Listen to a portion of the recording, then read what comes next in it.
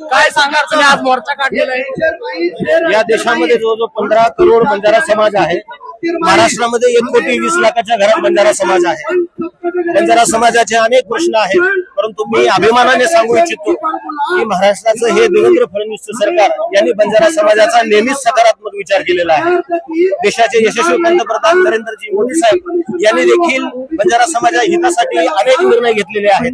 परंतु सध्या बंजारा समाजाचा जो आरक्षणाचा मुद्दा आहे, तर आम्हा सर्व बंजारा समाजाकडून या बंजारा समाजाचा विचार करणाऱ्या सरकारला विनंती आहे की त्यांनी सकारात्मक विचार करत बंजारा समाजाला एका सूचीमध्ये आणावं। संपूर्ण बंजारा समाज अनेक राज्यामध्ये अनेक सूचीमध्ये मागण्या पूर्ण झाल्या नाही तर तुम्ही पुढचं पाऊल काय उचलणार आहे? नक्कीच हे सरकार आमच्या सोबत आहे असं आम्हाला वाटतं।